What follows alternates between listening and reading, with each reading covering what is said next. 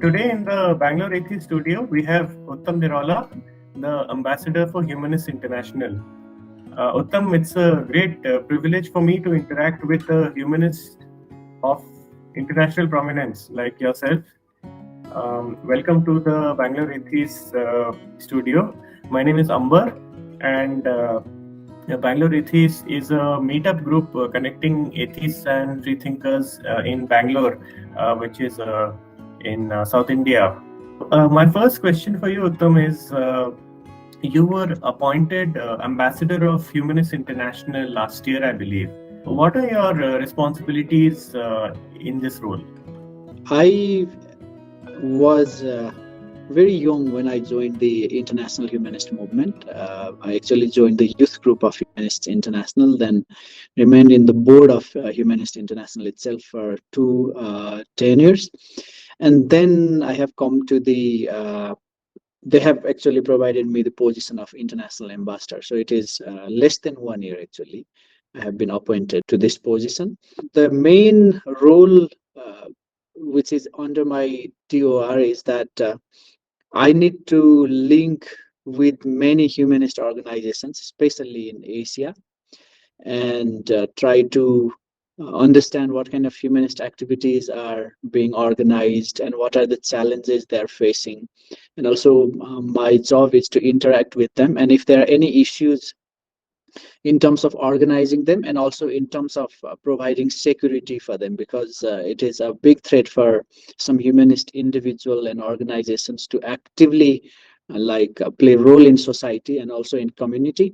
So we also act against that kind of physical and mental harassment which is being organized by either any groups or the state itself. Yeah, that is my key role. So I think you recently attended the Atheist conference in India, right, at Vijayawada, where we met. Did you get the impression that India is unsafe for atheists, freethinkers, and humanists, or it is relatively safe for people like us? We believe the circumstances for humanists in India has been dramatically changed within some years, especially when the new government was established. We have clearly seen there is a lot of threat and harassment going on in India at this point, because the government itself seems very populist and very, very right wing. We have nothing to do with the politics of India, but we are very, very concerned about freedom of expression and freedom of association, especially that right which is linked to the humanists or atheists or rationalists or freethinkers or anybody who promotes the scientific temperament. So, of course, it is very challenging and it's very threatening. And also, some of our colleagues have already lost their life, and the investigation, so-called investigation, done by the government itself is not really that satisfactory for humanist community internationally. So, definitely, the situation in India is very threatening now, and India itself is one of the biggest democracies in the world, population-wise, and also Indian Constitution actually guarantees the secularism and also uh, scientific temperament, which is really a wonderful achievement made by the Indian civilization during drafting of the Constitution. I think those forefathers were really great people in the world to draft such a wonderful Constitution, seeing the future as well. But unfortunately, the situation is very contradictory to what Constitution says or Constitution speaks in India. So yes, at this time we have to sadly say that India as a society is not that friendly for the human rights and especially for the freedom of expression. I think you must be aware that starting from 2013, when Narendra Dabholkar, who is the of Maharashtra and Shraddha Nirmulan Samiti, was murdered, there have been three more killings of rationalists. In your experience, since you have been associated with Humanists International and you have been, keeping a finger on the pulse of humanist community across the world, in your experience, was this kind of environment present in India in the past? or this is something that's happened in the last 6 to 8 years? It has happened in the last 6 to 8 years, frankly speaking, because before that, at least I recall, previous activities in India, and it was very open, and government was very friendly to humanists. So I think the recent years has been very challenging. Even when I'm traveling to India to attend the humanist or atheist programs, actually I feel like somehow unsafe in India personally as well, because I have to go through all this immigration check, and there are some questions about why are you going to this program and who are these people you are going to meet. So that kind of questions are very strange. I really realize it, and so I can imagine key people there. Of course, there are some names. Maybe we shouldn't mention them now.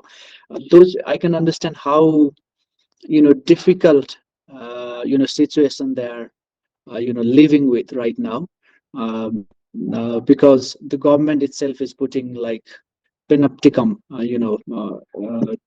especially targeting those individuals who are promoting rationalism there. So I think it's really challenging, and recent years are more challenging, and I don't know what happens in the future. Uh, but certainly this period is really challenging for us, and also for the humanist communities in India. So there are a lot of labels for people like us. Some people call themselves atheist, or free thinker, or rationalist, humanist. So many names for what's essentially the Mhm. same or similar ideology. Lately, I found that humanist is become more popular, possibly because atheist is a negative word, right? One who does not believe. Uh, but a humanist has slightly more positive connotation. So my question to you is, who should be called a humanist? And also, do you need to give up your religious faith to be called a humanist? Actually, if you go to the dictionary, there are some religious humanists as well. That's how they say. But to be a humanist, at least you should not be superstitious. You should trust human being, not so-called something like supernatural being. So, like if you think that this whole world is controlled by supernatural being, then certainly you are not a humanist. But if you believe that, of course, there are some natural phenomena, nature has some its own laws and everything, and also the human civilization can be shaped by human being itself. If we believe this, I think all of them are humanist. Of course, there are different terminologies we are using because it depends upon the civilization of the world, of course, because different civilization use different words. For an example, if you go to France, more than humanists, they understand the word called laicite. There is no exact English word for that. Humanists actually incorporate all of them, all the movement who are more human centric, not the superstition or supernatural being centric. All those movements are linked to humanism. So it's some sort of, the terminology wise, it's some sort of umbrella kind of terminology. Yes, atheists fit in there, rationalists fit in there, uh, people with like some people would like to say critical thinker, and there are some people who also say agnostic.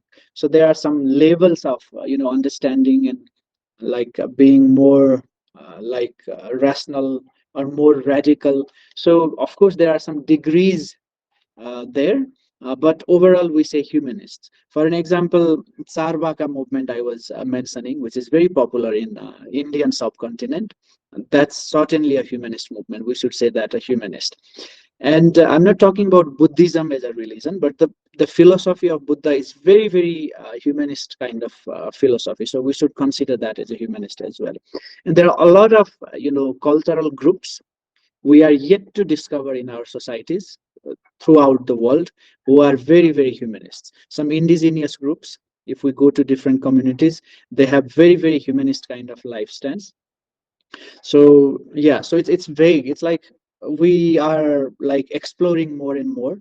So humanism is like certainly is a word which brings every human being who are more scientific minded rather than superstitious. So that's how we should, I think, keep it open. Some people believe that religion is the basis of morality, meaning Mm. that without the benefit of religious books, people would not know right from wrong. So, what is the humanist response to this, or rather, what is your response as a humanist to this? I think religion. I'm not talking about dharma, that which is translated in Sanskrit at least. I'm talking about religion, the English word now. Religion is actually not really based upon morality. It's based upon fear of God, straightforward. So you do something because God will punish you. So anything which is punished by God is bad, and anything which is not punished by God is okay to do. So I think that is not the basis of morality. Morality should be like a rational minded. For an example, morality, I think for me is a social contract. Like we should behave in certain way so that everybody will feel happy, everybody will feel dignified, everybody will feel like able to express what they would like to say. I think that is the morality.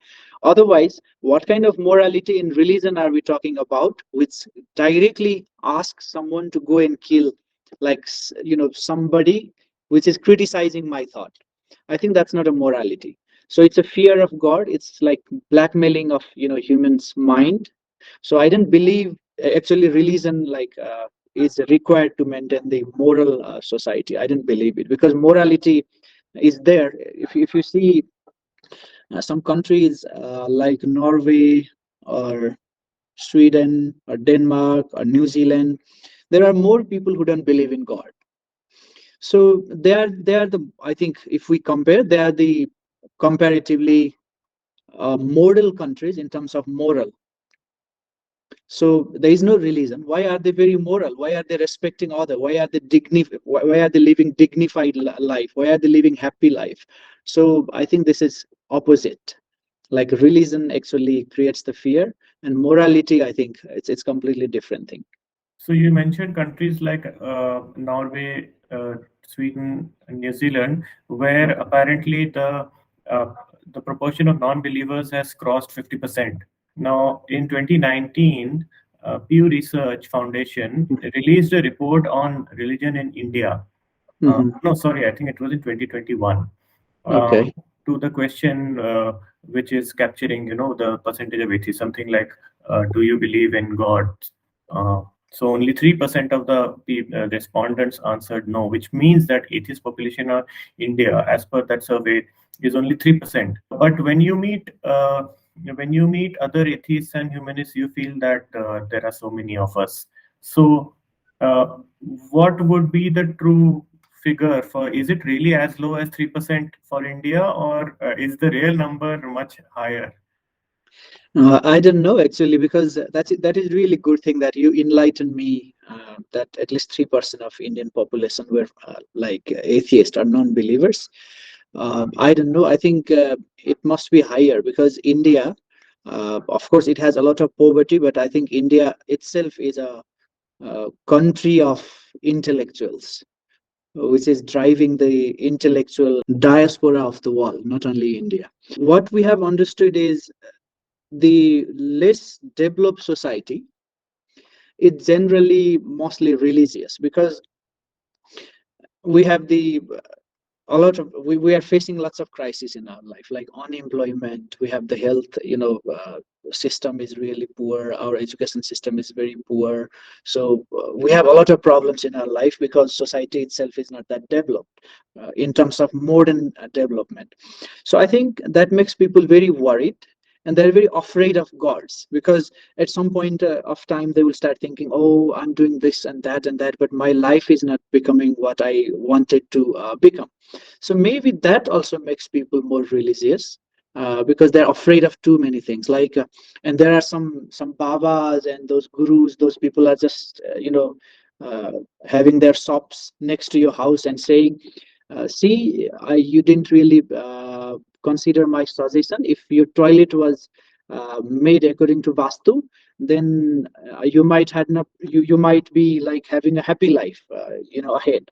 I think that kind of babas are exploiting that fear. So people will maybe think, maybe there is some, supernatural power which is not letting me be happy or wealthy. So I think that is how the religion rules, and there are a lot of these godmans and now also godwomen who are actually doing a great business in our societies, not only in India but also in Nepal or Bangladesh or Pakistan or in Africa or even in Europe. You won't believe how many these godmans and godwomen are there. So it happens there. So I think that is the key reason people are not really trying to collect courage to jump beyond the fence. Yeah, fence of religion or superstition, I'm saying. Yeah. Now, your organization, Soch Nepal, has been campaigning for many years against belief in witchcraft. Yeah. Now, it seems strange to some of us, educated people, that in the 21st century, so many people believe in something like witchcraft. Yeah. Uh, so, why do you think that these kind of beliefs are so persistent? And what can we do as humanists to change them? Yeah, I think this is very important question. Certainly, it has to do with the education itself, education system. More than that, it's a misery. People are facing in their life, of course. And also, while I was conducting some research about witch hunting, also there are some, it's a tool for people to punish, their enemies.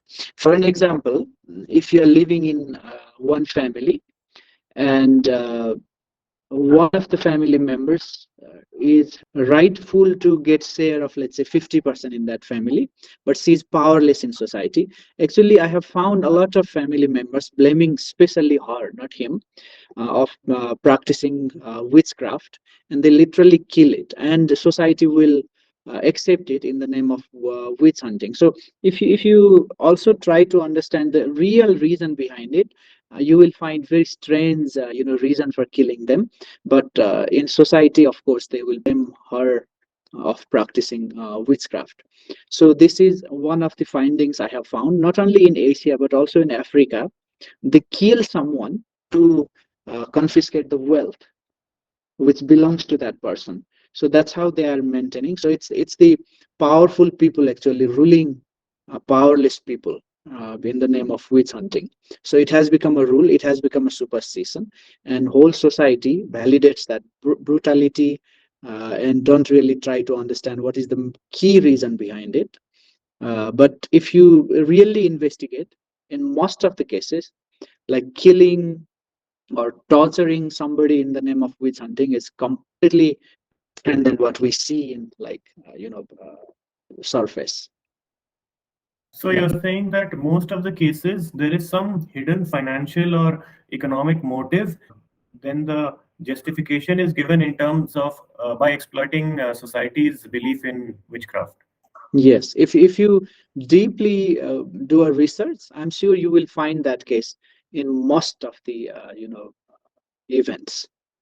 Another problem is untouchability in South Asia. So I used to always think that untouchability is a problem which is unique to India. But later I learned that it is actually present across South Asia and even in Japan. Uh, so, how big is the issue of untouchability, say, in your home country of Nepal? And are all the countries in South Asia suffering from this problem, or is it mostly India?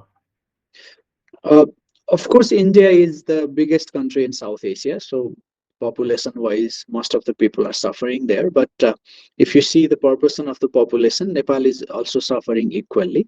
13 to 14% of Nepali population is so-called untouchables or Dalit people. So they are suffering, of course. And not only in Nepal, also in Bangladesh, you can see a lot of people are Dalits, or they are considered untouchables. Very few people in Pakistan are untouchables. So it is there. But while we're talking about this untouchability, it's not only in South Asia, it is also in Western world. See, uh, in 2009, we organized one program, in UK, and the program was organized by Humanist International, and we invited member of the parliament from UK, and we discussed about the untouchability in Britain. Actually, there are people who are living there and practicing untouchability. Yeah, a lot of Hindu people, they migrated to UK and still they are practicing it. So once it is happening inside UK, so untouchability is the issue of British government as well. And of course, population wise, it's our countries, especially India and Nepal, who are suffering the most because of the untouchability issue. But Right. Western countries are generally not talking about untouchabilities in their country, because they are mostly talking about racism. Of course, racism is a like a very important issue to discuss, but equally we have to discuss untouchability in global platforms as well. It's not the issue only limited to our countries. So, can untouchability be seen as a form of racism, or is it something distinct? That is a key question actually we discuss in UN as well. Generally, while there we are talking about untouchability, especially the Indian government says no, no, no. Let us put this untouchability issue under the racism so that they can hide what is happening in India. And I'm sure Nepal is happy. Government of Nepal is happy, to follow the same example in UN and also in other international human rights platforms. Actually, we have to separate untouchability and racism, because untouchability and racism are two different, uh, phenomenon. Culturally, they are different, and the practice is completely different. So, I think we have to separate it. And UN is also reluctant to separate it, those two issues, because they are lobby from big countries like India. So I think it is a very important question, and we have to start discussing about this. And there should be a different commission established by the UN to work in the caste-based discrimination issues in Asia or across the world, not only here. Maybe in Australia, maybe in UK or USA, they are also suffering from the same. Of course, the population is small there, but they have the caste system in there as well. My understanding is regarding Nepal, that Nepal has recently moved from being a monarchy to being a democracy, right? Relatively recent. How much influence does religion exert on Nepal's politics? It is not that different than India actually. Mm.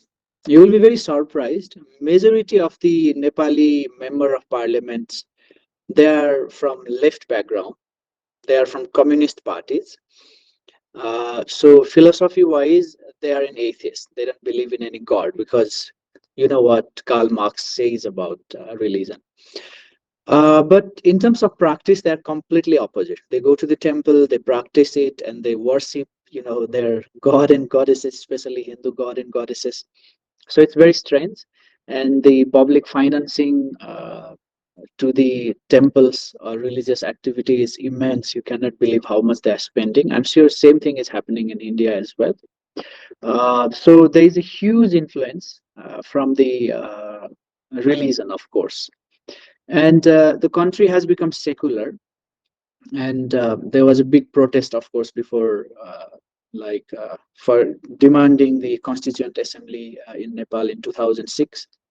uh, that all of a sudden made Nepal a secular country.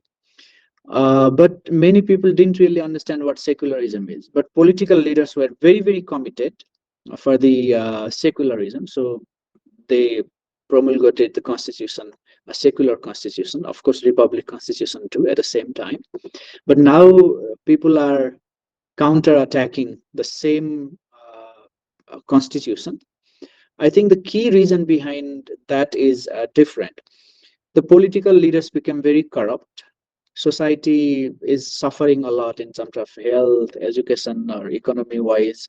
So now the leaders, especially who wanted a religious country and who were benefiting from the religion itself, are saying, see what is happening in Nepal now. You have lost your religion. As a result, you have lost your identity. And now this society has become more religious. And the political parties who were right-wing political parties as well, they're rising like more than anybody could anticipate. Now the clever religious people are trying to make it like deal with it in very clever way, because they have taught people that religion and culture is the same thing. So which culture are they talking about? It's their religion they're talking about.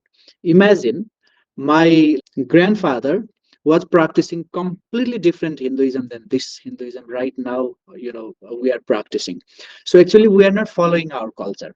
We are following the culture of that, Babas and other, like what political, like, powerful leader says. Maybe in Indian case, the culture of Modi is the Hinduism. And how about the culture of Nastik Babas? There are some Nastik people as well who say, I'm Hindu, but I'm Nastik. So where are we discussing about that culture? Are we discussing about our culture, called Sarvaka or Lokayata? Are we discussing about our culture of, mm, let's say, Ajit Kesakambali? Are we discussing about our culture of Gautam Buddha? So where are those cultures? Actually, they are mixing religion and culture together, and what they say is the definite, like mainstream religion or ultimate religion we should be practicing. That kind of idea they have put in the mind of very ignorant people, or also the middle class people, of course. So people believe it's the culture. Actually, our culture has been so badly proselytized, or our, like, ancestors religion has been so badly proselytized by those babas and all this modern, this religious gurus we can see. More than any second religion has proselytized our culture or religion, these babas have proselytized us, because we don't know how our ancestors were practicing Hinduism in the past. We have no idea. Like, if you ask your, let's say, grandfather or grandmother or oldest living person in the community, and ask how they were practicing Hinduism at that time, which is completely different than how the religious people are practicing right now. Uh, I believe that you were born into a very religiously devout family. Your father was a priest, uh, and that means that you are a first generation humanist from your family, right? That's true. So, how did you come to adopt this humanist or atheist philosophy? Who were the people who influenced you at that time? I was actually born in a Brahminic family. My father was a Hindu priest, of course, but he passed away when I was very small. When I was 4 years old, he passed away. Actually, I cannot remember his face also. My brothers were practicing the same thing which was taught by my father. So I was born in this priest family, and I learned all this Hindu chanting and puja and everything at that time. And while I was a children, I had a perception that my worldview is the ultimate worldview, and there's no, other worldview which exists in the world. Uh, but while I was studying in high school, I could meet some, people from Muslim background, and I was very surprised that they were practicing completely different religion, different god and goddesses. I was thinking Shiva is the ultimate god, and everyone in the world should be worshiping him. That was like very shocking that they don't really know how to worship Shiva. So I was very surprised. Then one of my friend, she said, uh, also there are some people who don't believe in God. And I was more surprised then. How can somebody leave, not believing in God? So I started reading some books and started doing, Googling and everything, and I found more literature about it. And I thought, like, being a religious person, we are actually living in a very small, compound, because the world is so big, it's so open. But I found myself like so closed. And in Nepali, there is a word, "ghoda kutab," just means like you are just looking like this. After that, I started changing my mind.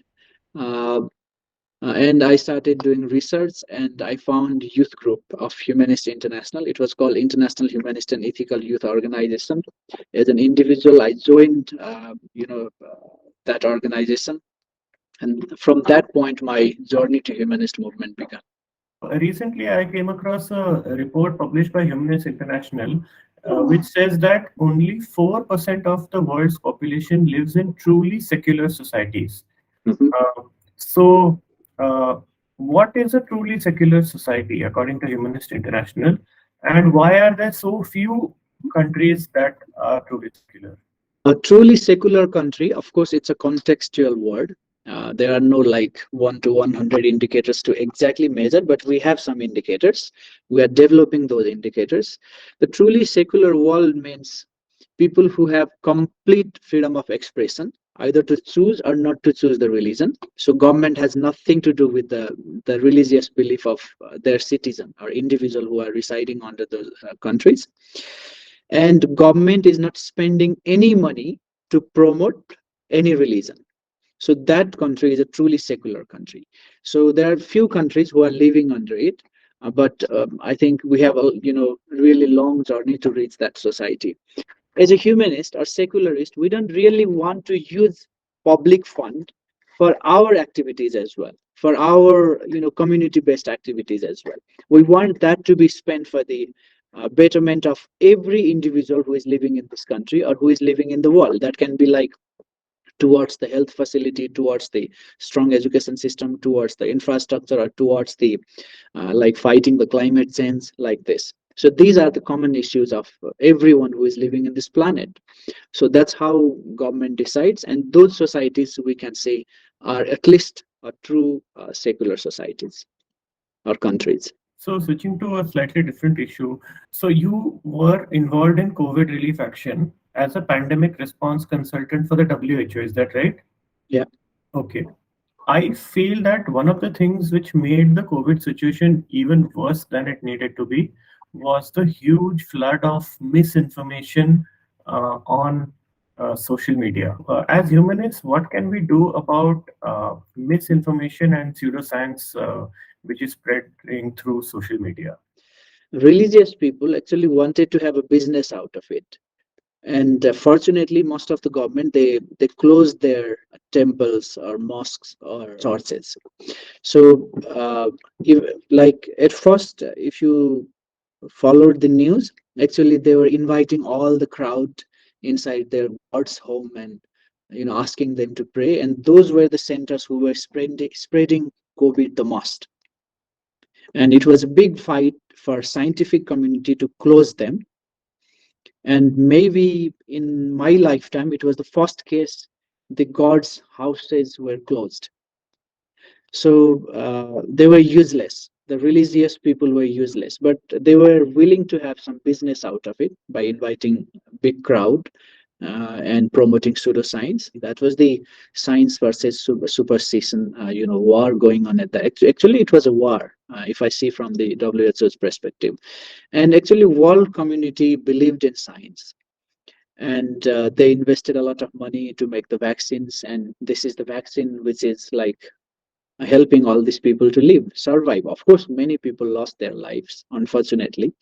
But imagine if there were no vaccines, we could have been dead already, maybe. So I think this is a big victory. And of course, there were misinformations, disinformations. It was handled very well. I'm so happy that scientific community handled it very well.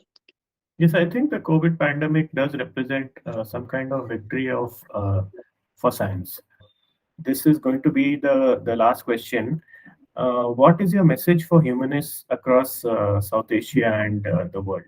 The Of course, in major media and major political leaders are very superstitious, and they're promoting religion uh, in South Asia mostly. But there are many sects of civilizations, I would like to say, or small cultural groups who are very deeply rooted to the humanist mind as well. So let us try to find what kind of humanist mindedness were there in our society in the past. Because people are saying humanism is a Western idea. No, it's not a Western idea. It's our idea. It is Eastern idea. South Asia especially has a very strong root of humanist movement. Of course, the terminology humanism might be very new, but we have similar, cultural activities which were happening thousands of years ago, maybe before all this, religion, came to the existence. So let us try to find out what kind of humanist movements were there in our society at that time. That's very important. And second is, no matter what mainstream media says, the population of the humanist community is increasing like so fast. It's increasing fast in comparison to any other religious groups. So in, let's say, 1 or 2 decades, I think humanists or non-believers will be the majority of this world. So that we can already see happening. And of course that starts happening from like economically developed countries, because people have more time to think and question and critically evaluate what's happening in their life and nature itself. So it is increasing, and we have to be very optimistic about it. And also, let us be organized, let us be together and exchange our ideas, and let us have a feeling of being together. And This humanist movement is the biggest dharma, not the religion I'm talking about. Dharma means the responsibility one should have, because it promotes the kindness, it promotes the brotherhood, and it promotes the happiness of people. Because no matter where you are born, no matter which skin color you have, no matter which gender you have, no matter which nationality you have, you or me, we are just a citizen of this planet. We are a human being, and our whole effort should be focused to make our society happy, equal, dignified, and free. So I think it is the only humanist movement which promotes that thing.